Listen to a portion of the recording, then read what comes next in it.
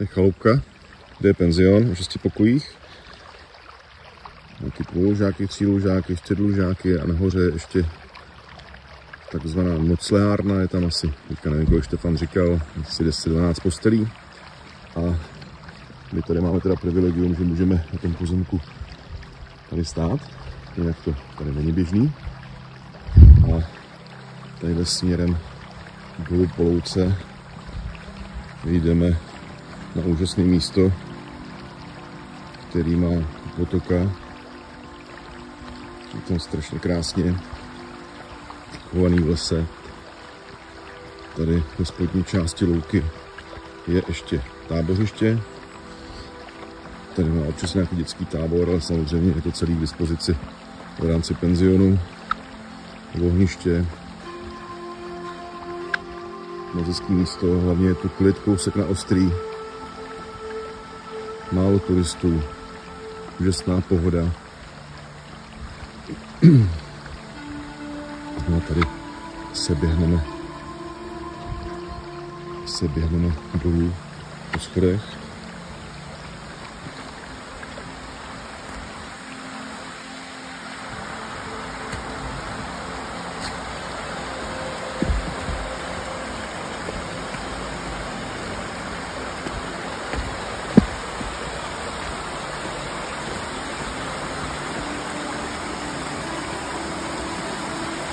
A tady už máme nádherný šumavský potok.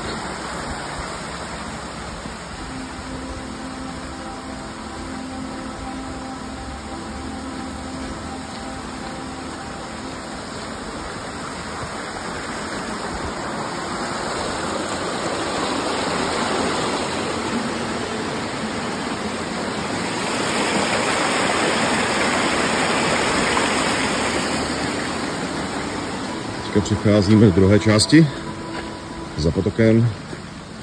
Jak jsem říkal, všechno tohle patří k tomu penzionu. Tady sezení u potoka na krásném paloučku. Stylový stůl. Ten fakt nepřevrátíte. Tady lokální občerstvení. Všechno permanentně zásobený penzionem. Takže ráno se probudíš, dáš si koupel, dáš si jedno pivenko pěkně.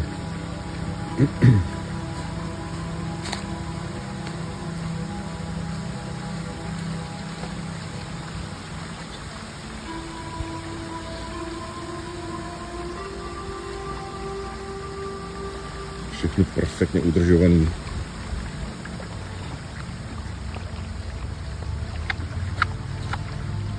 To strašně skvělí lidi, pracovitý. Tady se tady to úžasně.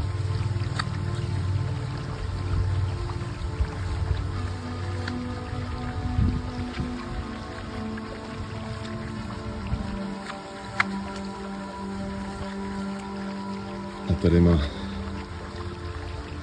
sádky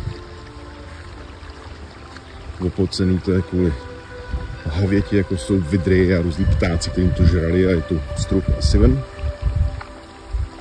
A tady si můžete zalovit, nebo respektive dostat rybu, dělat si na grill. A je to tady, jak jsem říkal, těžká pohoda.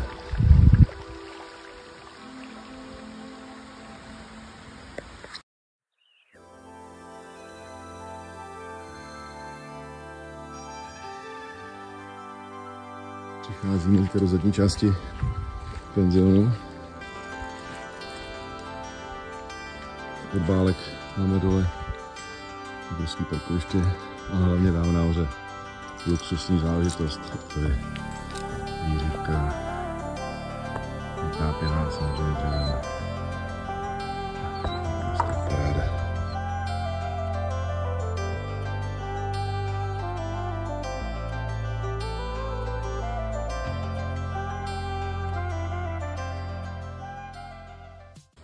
Jsem podívat do penzionu, do zázemí. Tady je bar, který je plně k dispozici. Hlavně skvělý je to, včetně kuchyně, že tady není žádná obsluha. Obsluha jste prostě vy. co si tady uvaříte, co si tady vypijete, to si tady napíšete a je vám tady všechno naprosto k dispozici.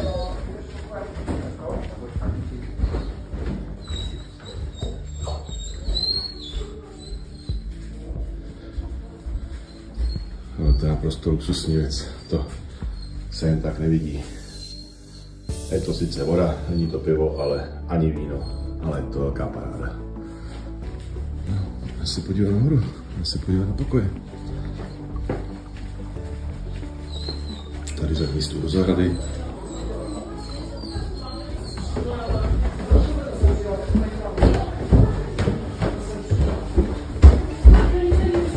Tak a jsme v prvním patře. Tady pokoje.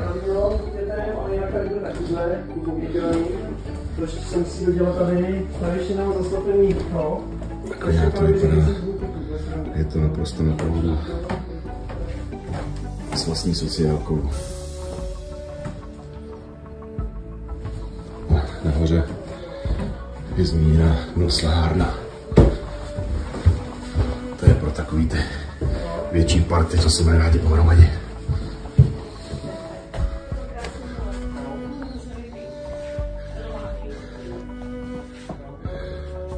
Opět vlastní sociálka.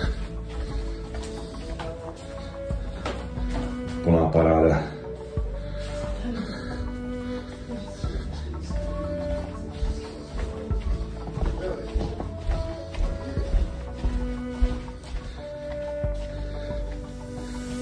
Můžu jenom vřele doporučit. Je to tady fakt luxus. Ticho, klid, příroda, skvělí lidi. Prostě pohoda.